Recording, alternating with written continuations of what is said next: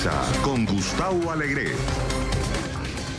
Joe Biden y Bernie Sanders se enfrentaron en un cara a cara más directo que permitió conocer posturas profundas sobre migración en el más reciente debate demócrata. ¿Quién salió vencedor? Reserva Federal lleva a cero la tasa de interés como medida para hacer frente a emergencia por coronavirus. Y en Israel, Gantz recibe el encargo de formar gobierno ante la caída de Netanyahu. Comienza Club de Prensa con Gustavo Alegret. Bienvenidos a Club de Prensa, el espacio de análisis de NTN24 con los mejores periodistas y analistas en la capital estadounidense. Pueden volver a escuchar este programa si se suscriben a nuestro podcast. Estamos en Apple y Spotify. Y háganos llegar sus comentarios a la cuenta de Twitter Club Prensa NTN24. Hoy, ya de vuelta tras unos días con una cierta gripe, me da mucho gusto saludarles de nuevo y saludar a quienes nos van a acompañar en este tiempo de análisis. Con María Peña. María es periodista nicaragüense, trabaja en Washington, es corresponsal ante la Casa Blanca para Telemundo Digital. María, ¿cómo estás? Muy buenos días. Buenos días, pero no era coronavirus, ¿no? No era coronavirus. Okay. O al menos no que tenga conciencia de lo mismo. Bueno, María nos acompañará en este tiempo de análisis en la próxima hora junto con Pablo Pardo. Pablo es periodista español, trabaja para el periódico El Mundo de Madrid como corresponsal en la Casa Blanca o corresponsal en Washington, en Estados Unidos. Pablo, ¿cómo estás? Buenos días. Muy bien, muchas gracias. Gracias por estar con nosotros. Y con el profesor de Historia de la Universidad de Georgetown, el profesor Eric Langer. Profesor Langer, ¿cómo se encuentra? Muy bien, gracias. Bueno, que dure, ¿no? En estos tiempos. Que ojalá, ya todo virtual, así que va a ser más fácil. Bueno, virtual, excepto este programa que estamos en vivo, en directo. Sí, muy bien. Los dedos. Bueno, bienvenidos entonces al espacio de análisis en el que queremos centrarnos, como no podía ser de otra manera, en la respuesta que está dando la administración estadounidense y también la reacción en el mundo a esta pandemia. Así la ha calificado la Organización Mundial de la Salud. En Estados Unidos, el fin de semana, el presidente Trump tomó la palabra el sábado y el domingo en esa reunión, en ese encuentro con los medios del equipo de trabajo de la administración estadounidense, y él quiso liderar, demostrar que está al frente para decir que lo tienen todo controlado. Posteriormente escuchamos las declaraciones de los técnicos, de los especialistas, que advertían de que lo peor está por llegar y de que hay todavía mucha incertidumbre. Hay medidas que hoy comunicará la administración estadounidense que podrían ampliar el control o la restricción de movilidad en Estados Unidos. Se especula incluso con la limitación de vuelos internos. Ya hay una recomendación por parte de la autoridad competente en Estados Unidos y es la de evitar reuniones de más de 50 personas en la Unión Americana. El contraste de estas solicitudes llega con imágenes que, por ejemplo, hemos visto en aeropuertos internacionales con la llegada de estadounidenses que provienen de lo que la Organización Mundial de la Salud califica como el principal brote del mundo, Europa. En el aeropuerto, por ejemplo, por citar uno de Chicago, durante horas estuvieron hacinados, haciendo fila, los ciudadanos estadounidenses que llegaban del otro lado del Atlántico en condiciones que en las circunstancias actuales no son ni mucho menos las recomendables. Contraste también con lo que dice el presidente Trump de que hay pruebas disponibles para quien lo necesite. Y la realidad es que no es tan fácil hacerse una prueba de coronavirus en Estados Unidos hoy por hoy. Las autoridades están trabajando para extender esas pruebas y lo que piden los ciudadanos son medidas de contención, distancia social, por ejemplo, o teletrabajo, para evitar que esa curva, esa punta de casos que se espera, no sea concentrada y que llegue a saturar el sistema sanitario estadounidense, sino que se prolongue en el tiempo, permitiendo que ese sistema sanitario, que tiene sus carencias, pueda absorber las necesidades de los estadounidenses. María, ¿cuál es tu valoración? Bueno, imagínate tú, hay muchas cosas que se pueden decir sobre lo que ha pasado en Estados Unidos, cómo el gobierno ha hecho frente a esta crisis. El problema principal, o uno de los problemas o retos principales que hay, es buscar ese equilibrio entre informar al público para que sepan cómo cuidarse, cómo prevenir un mayor contagio, sin sembrar el pánico. Y lo que hemos visto en el pasado fin de semana especialmente es, bueno, que en todas las supermercados, en todas las tiendas, pues hay escasez de productos de higiene personal, se acaba el papel higiénico, a pesar de que el propio secretario de Salud, Alex Azar, dijo que pues acumular papel higiénico no te va a ayudar a a combatir el contagio. Y el problema de esto es que parte de la explicación que da la gente de por qué está acumulando todos estos productos es porque no saben qué va a pasar, no saben cuánto va a tardar esta crisis, pero las tiendas, los supermercados, las farmacias permanecerán abiertas para precisamente abastecer al público de estos productos.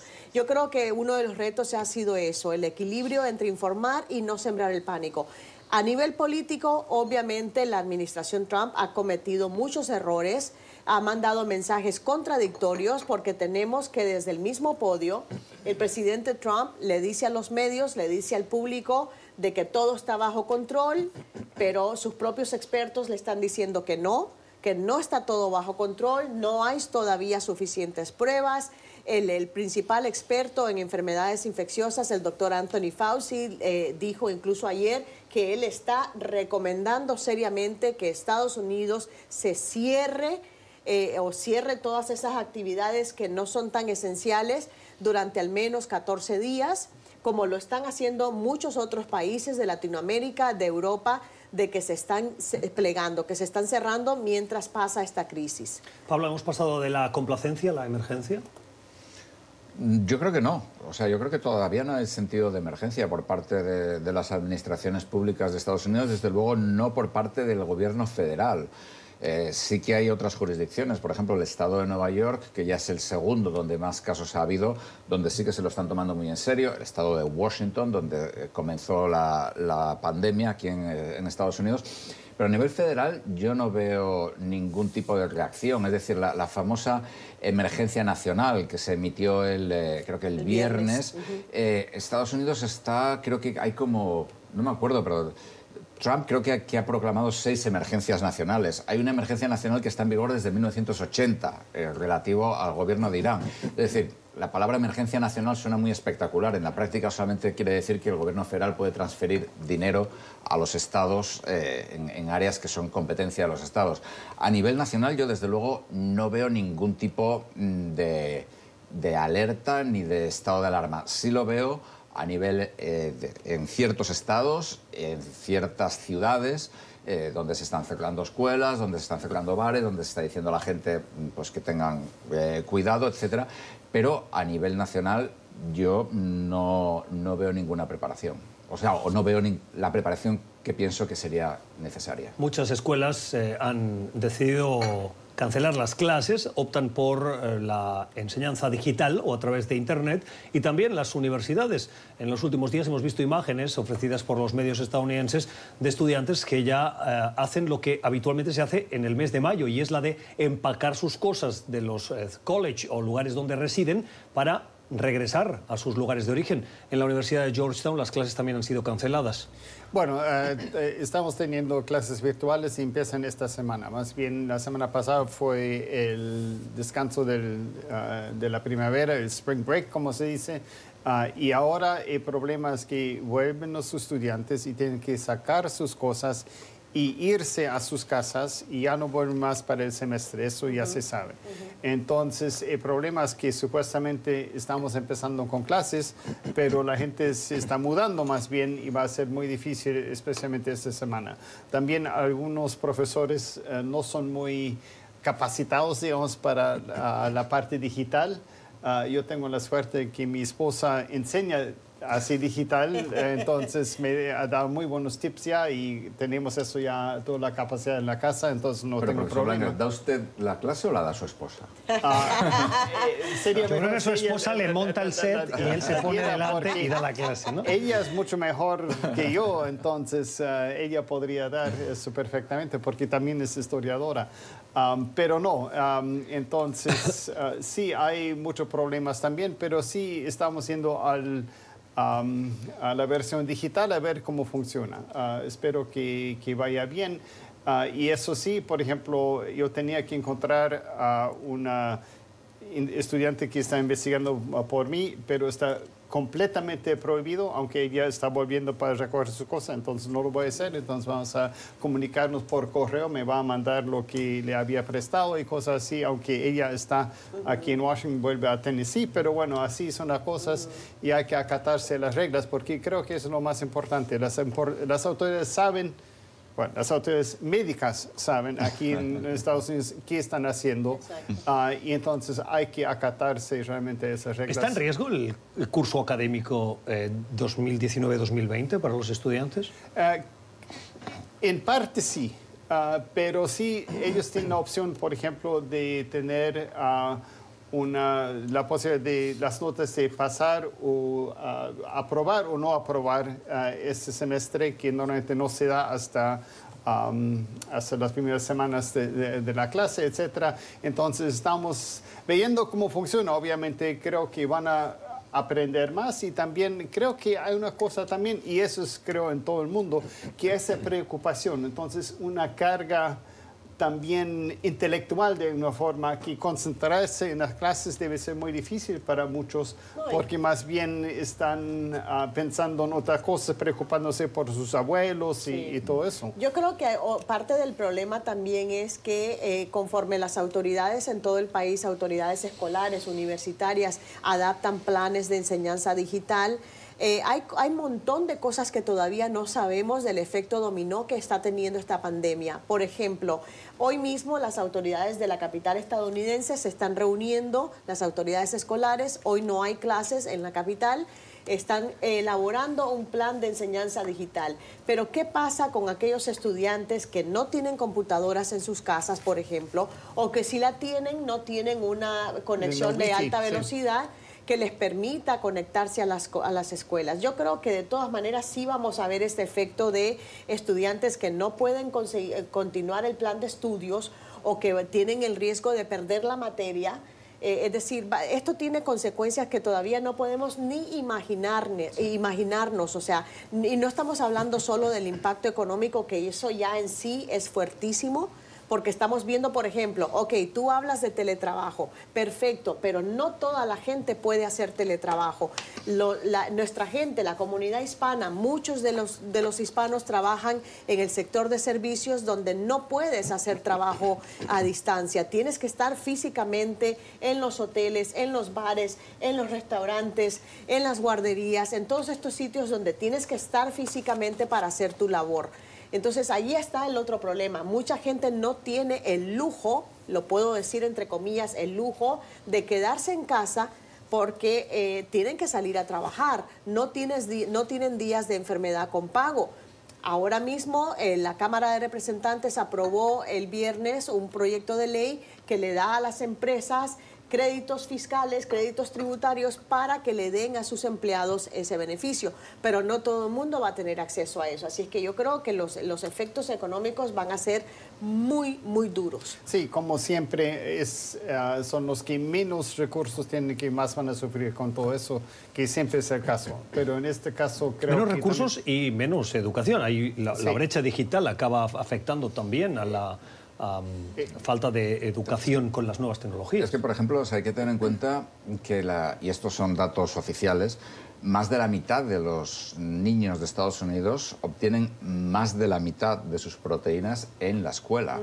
Cuando se cierra el sistema público de escuelas de Nueva York, que tiene más de 1 millón de estudiantes, muchos de esos niños, evidentemente, se quedan en casa.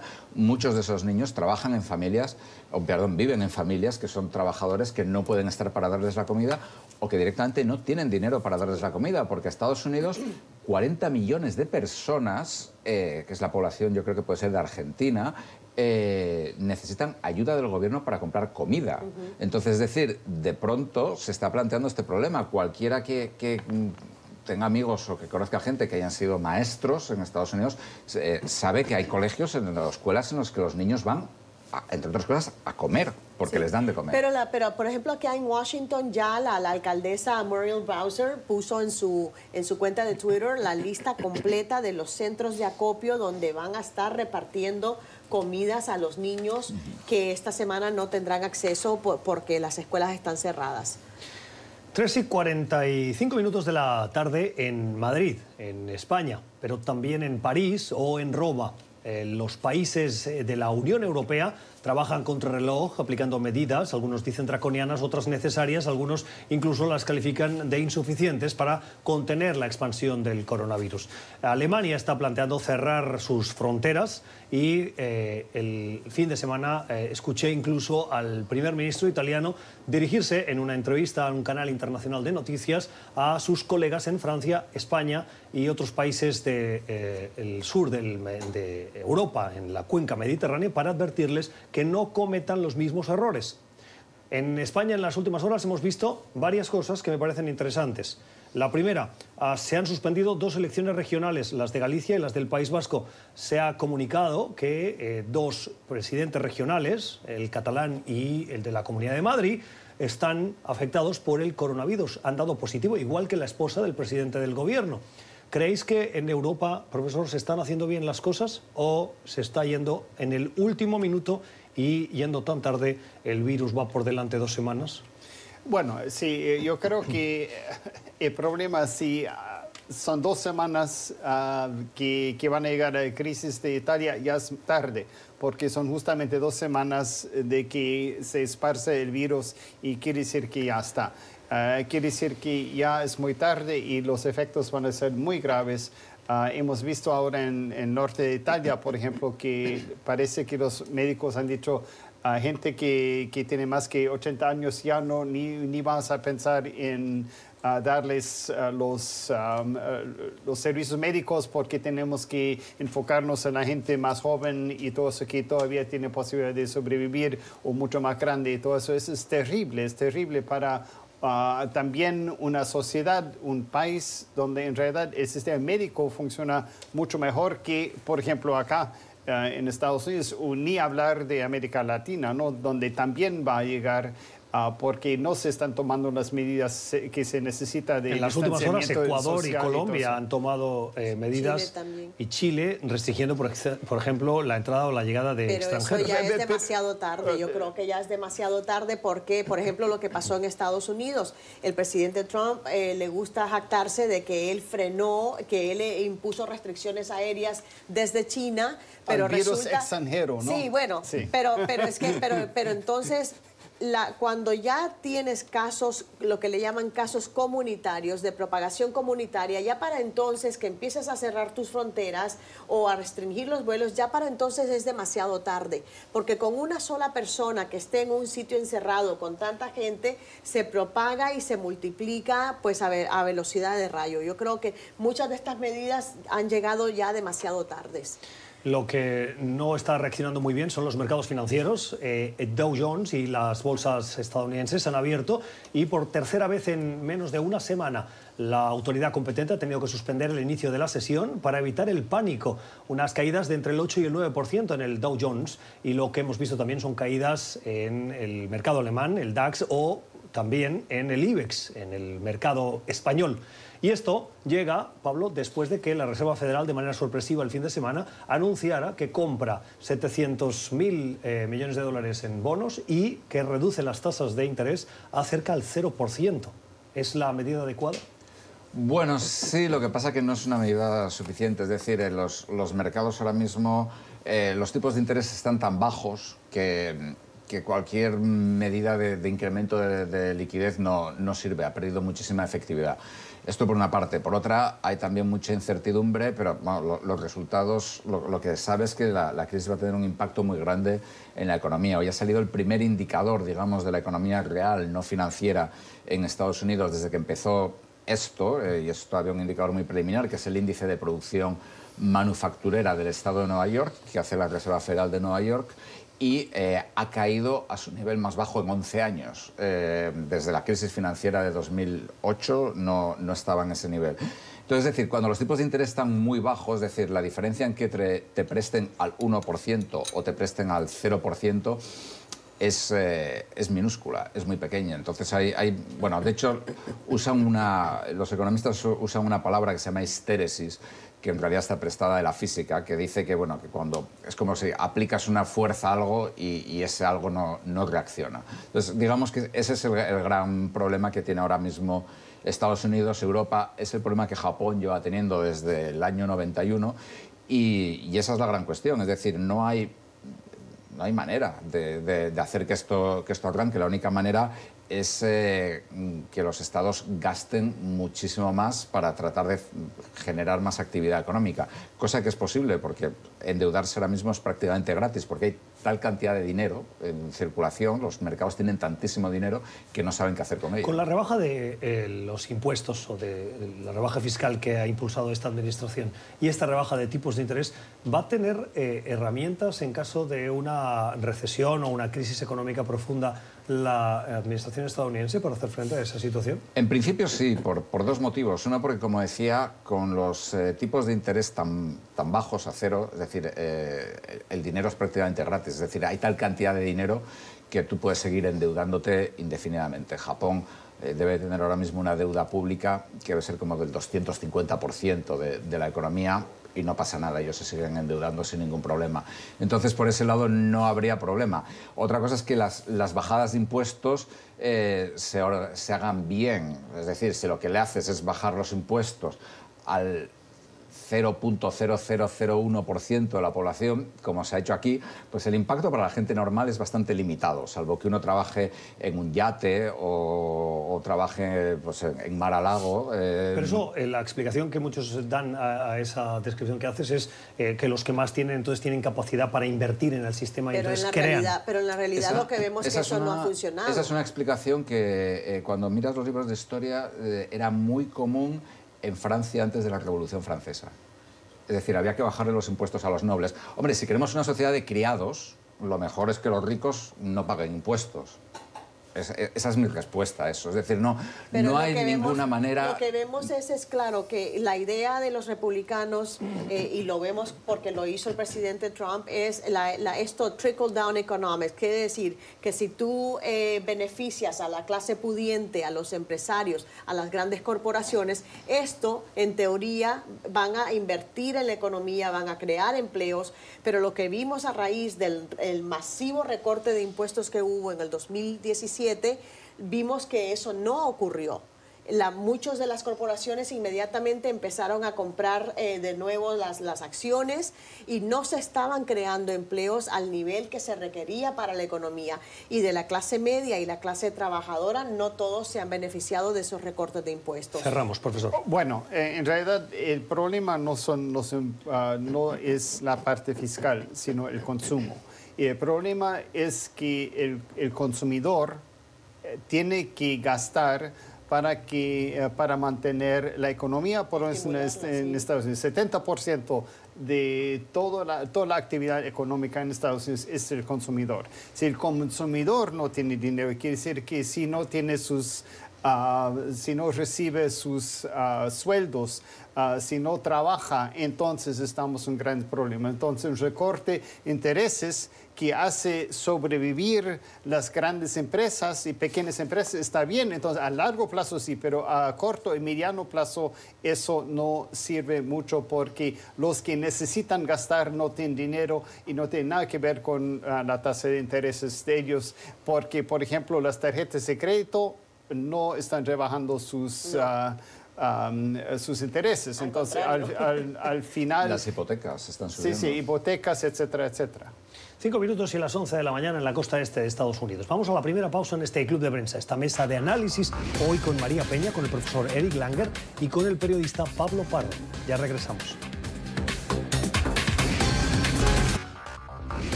Seguimos en Club de Prensa, el espacio de análisis en NTN24 con los mejores periodistas y analistas en la capital estadounidense. En Washington precisamente se llevó a cabo en las últimas horas el primer cara a cara esperado de los dos candidatos que hoy tienen más posibilidades, si no los únicos, para conseguir la nominación del partido. Joe Biden, moderado, y Bernie Sanders, visto como más a la izquierda en el Partido Demócrata por sus políticas, por sus planteamientos. Un cara a cara que se llevó a cabo sin público por la prevención para evitar la extensión del coronavirus y que se convirtió en un debate de ideas no de choque de animosidad personal, sino de puntos de vista en el que ambos coincidieron en la necesidad de hacer frente al presidente Donald Trump, pero cada uno reivindicando su electibilidad. Es decir, un Joe Biden asegurando que desde el centro, desde la moderación y liderando la unidad del partido, se puede derrotar al presidente Trump en noviembre, y un Bernie Sanders apelando a la necesidad de una revolución, como él dice,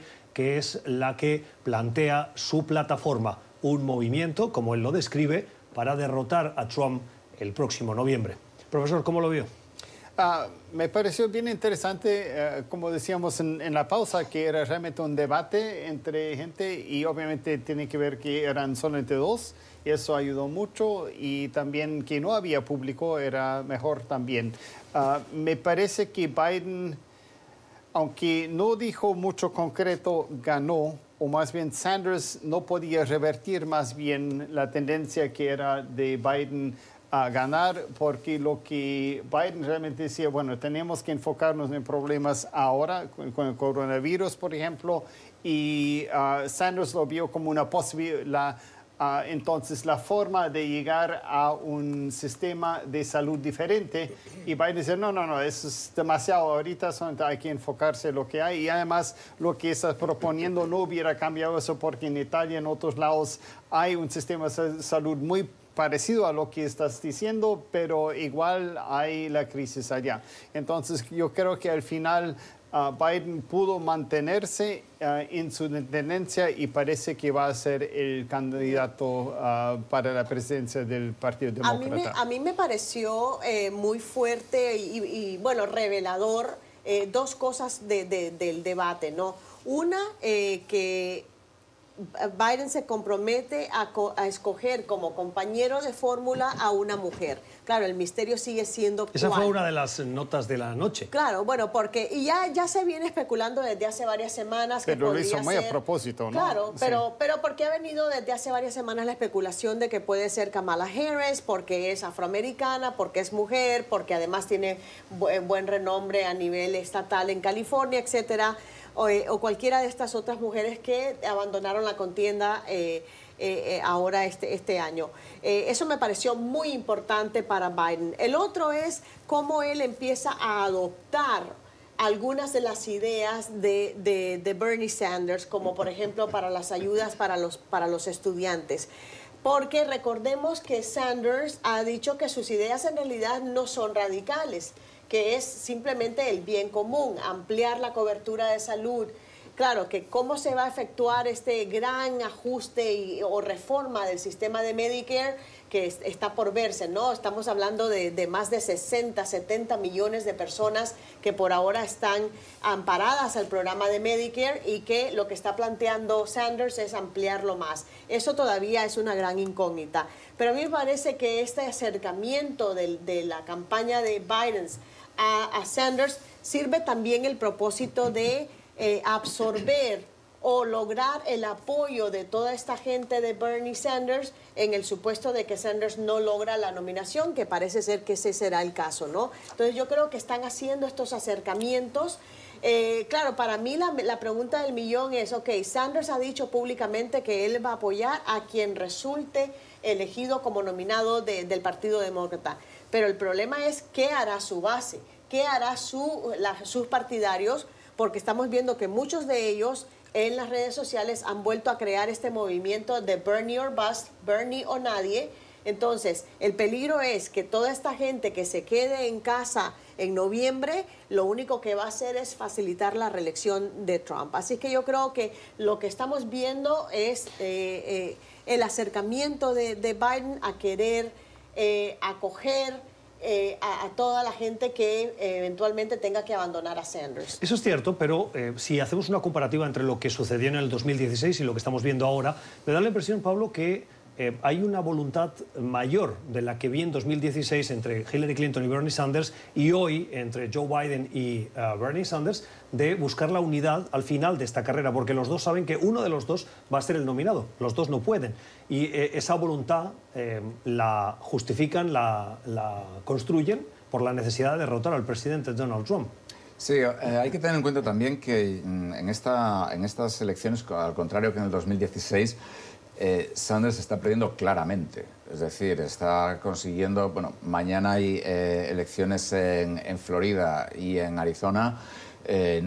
No sabemos cómo va a ser la votación, precisamente por el coronavirus y la gente mayor, además, que tienden a votar más por Biden, probablemente voten menos, pero es bastante probable que en Florida, por ejemplo, Biden gane por 40 puntos o por 30 puntos a Sanders. Entonces, es decir, es una diferencia mucho más grande. Sanders lo tiene mucho más difícil para lanzar la idea de que él tiene alguna posibilidad o de lo que sea cuando ha perdido en estados como Michigan, donde ganó en el 2016, ha perdido de manera abrumadora, debió de perder por 13 puntos o una cosa así. Entonces, evidentemente, sí que existe este problema. Ahora bien, también es cierto que una parte apreciable, yo no sé hasta qué punto, porque esto es imposible saberlo, pero sí que hay una parte de los votantes de Bernie Sanders que no van a votar por nadie que no sea Bernie Sanders. Y esto sí que puede ser un problema.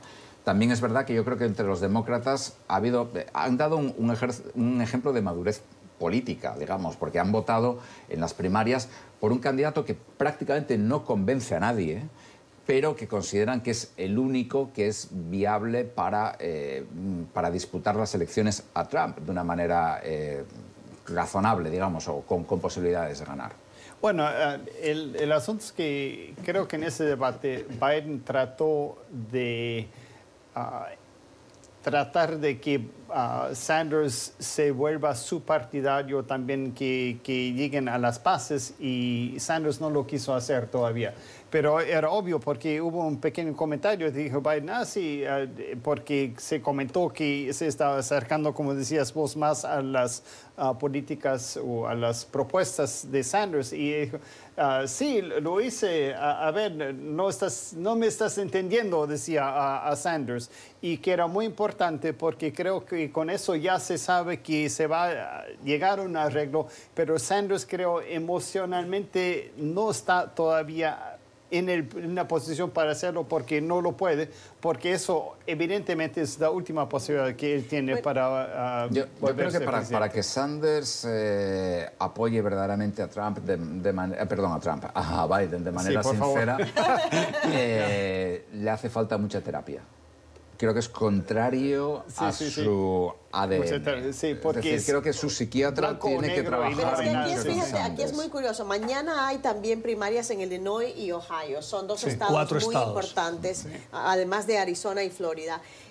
Florida es, normalmente en la aritmética electoral, Florida es indispensable para llegar a la Casa Blanca. Y ahí Sanders cayó muy estrepitosamente por los comentarios que hizo defendiendo a Cuba y a Maduro en Venezuela. Entonces ahí de entrada no iba a tener chance Sanders. Y en el debate lo hizo otra vez. Claro, entonces tenemos una situación en la que él no se da cuenta de que, en primer lugar, el Partido Demócrata le permitió lanzarse como candidato sin ser miembro del partido. Entonces, él tiene que tomar eso en cuenta, que al final va a tener que ser, bueno, no solo el bien del partido, sino el bien del país, si él, como dice, lo crítico es desbancar a Trump en noviembre. Si en realidad él cree eso, él va a tener que cerrar filas con el Partido Demócrata para que pueda lograr eso. Si no, si hay división, eso beneficia a Trump.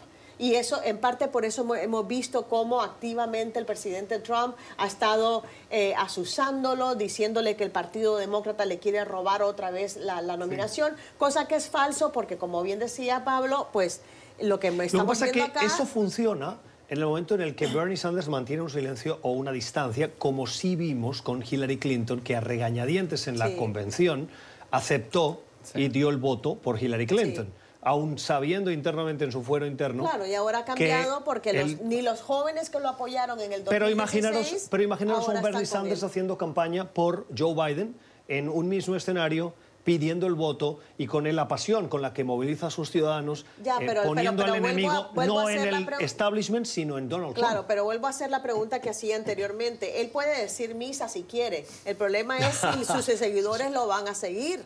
Sí, le van a hacer caso. Pero los dos son amigos en realidad, y más bien otra vez otro comentario que hizo Sanders, que dijo su corazón está en el lugar correcto, decía, de Biden. Quiere decir que en realidad está mucho más de acuerdo con él de lo que quiere aparentar. Claro, bueno, pero la clave ahí va a ser si él va a poder jalar, si él va a poder movilizar a toda esta gente para que apoye a Biden en noviembre. Los 4 estados que mañana tienen elecciones primarias son Arizona, Florida, Illinois y Ohio. De los 4, 2 son fundamentales en la carrera hacia la Casa Blanca. Uno lo decía María, es Florida. El otro, probablemente podemos sumarlo, Arizona. Y en esos 2, las encuestas le dan una sólida ventaja a Biden. La última palabra, como siempre, la van a tener los ciudadanos que mañana voten. Vamos a una nueva pausa en este Club de Prensa que hoy estamos compartiendo con Pablo Pardo, con el profesor Eric Langer y con María Peña. Ya regresamos. Son las 5:16 de la tarde en Israel. El presidente del país ha encomendado al líder centrista Benny Gantz que intente formar gobierno. Las últimas elecciones, las terceras, el primer ministro actual, Benjamin Netanyahu, obtuvo una mayoría, pero no lo suficiente como para formar gobierno. Y detrás, muy ajustado, estaba Benny Gantz. Ahora Gantz tiene el reto de unificar a toda la oposición, incluido a los partidos pro-árabe, que han sido denostados por Netanyahu, incluso calificados como terroristas, para formar gobierno y arrebatarle esa posición de primer ministro a Benjamin Netanyahu. Un Benjamin Netanyahu que tenía que enfrentar esta semana el juicio por corrupción cuya sombra le afecta, pero que se ha visto beneficiado por la suspensión, por la crisis del coronavirus, que ha suspendido esas audiencias y esas citas ante la justicia, lo cual de momento deja a Netanyahu al frente del país, mientras el candidato que aspira a llegar al primer ministro busca aliados en ese pupurri de partidos que lo podría aupar a la posición de primer ministro de Israel. ¿Es posible, profesor? Sí, es muy probable. Además, teniendo a su lado los partidos árabes que por primera vez van a entrar en el gobierno, eso creo que es muy significativo. Si llegan a un acuerdo. Sí, con el acuerdo. El asunto es que hay algunos delegados que no quieren formar parte del gobierno donde los árabes estén. Y eso creo que es el gran problema que tiene Gantz. Entonces puede ser que llegue a eso, puede ser que no, porque hay como 3 que no quieren y si ellos 3 también votaran con él, tendría solamente 61 de 120. Entonces es una diferencia mínima. Y vamos a ver si lo alcanza. Hasta ahora, Benjamin Netanyahu ha tenido mucha suerte siempre. Sí. También hasta con el coronavirus parece que tiene suerte ahora. Pero vamos a ver, porque la política de Israel ha sido muy de extrema derecha. Sí. Y lo que hay que entender en Israel es que hay muchos partidos. No hay ningún partido mayoritario. No hay un bipartidismo como en Estados Unidos o en muchos otros países. Y hay que hacer caso entonces a los pequeños partidos que a veces son muy extremistas para poder mantenerse en el poder. Y yo creo que en el caso de Gantz, bueno, tiene en realidad un total, tengo entendido, de 6 semanas, un plazo de 6 semanas para lograr formar esta coalición. Y a mí me parece interesante que si al final el objetivo es poner fin definitivo a la era de Netanyahu, yo creo que a Gantz y a los demás partidos les conviene, les interesa tratar de llegar a términos medios, hacer estas negociaciones entre bambalinas para poder formar esta coalición, porque de lo contrario van a continuar en esta incertidumbre política indefinida que al final perjudica al país, no solo al partido. Sí, bueno, Susana, ¿cuántas elecciones lleva Israel? ¿3 en 9 meses o un año? Y en esta ocasión pues tampoco está tan claro. Hay que tener en cuenta que a Gantz ya le encargaron formar gobierno en el otoño. Lo que también es llamativo es que los árabes se hayan unido. Y esto es consecuencia, pues aquí el hecho de que la política israelí cada vez sea más tribal es una cosa que hay que atribuirle a la comunidad judía de Israel, a gente como, por ejemplo, el propio Netanyahu, con su famoso tuit de «están llevando a los árabes a votar en autobuses», que es un tuit extremadamente racista que hizo en las elecciones de hace varios años, y al peso pues, brutal de los partidos ultranacionalistas y ultrarreligiosos. Estos han hecho que los árabes por primera vez se unan en un gran bloque. y que estén votando por Gantz, que es un tipo que fue general y que además alardeaba de que iba a bombardear Gaza hasta dejarla pulverizada. Pero bueno, es un cambio importante, sobre todo porque además ya sabemos que la demografía en Israel favorece a los árabes, no a los judíos. Exactamente. Que los tiempos han cambiado. Los tiempos han cambiado. Hay una noticia de última hora, les daremos más detalle en próximos titulares informativos de NTN 24, pero se la adelantamos. La presidenta de la Unión Europea, Ursula von der Leyen, acaba de anunciar que la Unión Europea va a introducir una restricción temporal de 30 días para viajes no esenciales. En otras palabras, la Unión Europea cierra sus fronteras, es decir, controlará el acceso de vuelos y de entrada de viajeros a partir de ahora, con el propósito de controlar la expansión de la pandemia del coronavirus. Noticia de última hora que se acaba de producir, comunicado de la Unión Europea, la presidenta de la Comisión Europea, que anuncia que el bloque comunitario limitará por 30 días viajes no esenciales, limitará el acceso al bloque comunitario. Vamos a la pausa, ya regresamos. Son las 4:26 de la tarde en Madrid, en España. Si bien el coronavirus es la noticia más destacada, en las últimas horas se ha producido otra que nos llama la atención. Un comunicado de la Casa Real Española en el que anuncia que el rey Felipe VI le retira la asignación de los presupuestos de la Casa Real al rey emérito Juan Carlos I y además renuncia el rey actual Felipe VI a la herencia de su padre. Esto debido a informaciones publicadas en prensa internacional, particularmente en medios suizos y británicos, que atribuían a una donación de origen o de motivación dudosa de la Casa de Arabia Saudí, la Casa Real Saudí, a el rey emérito Juan Carlos I, y que algunos dicen, según esas informaciones, que podría tratarse de un pago en respuesta a la asignación de un tren de alta velocidad que se asignó a una empresa española y que se construía y que se está construyendo y se ha construido en Arabia Saudí. Pablo, ¿qué impacto tiene esto en la sociedad española y cuán importante es este comunicado que como mínimo es sorprendente? Bueno, es un comunicado muy importante porque refleja un claro intento del actual rey de distanciarse institucionalmente de su padre. La cuestión es que en España, el rey en España, la figura del rey, es como la que le gustaría tener a Donald Trump y para la que Donald Trump está trabajando intensamente. Es decir, el rey está por encima de la ley.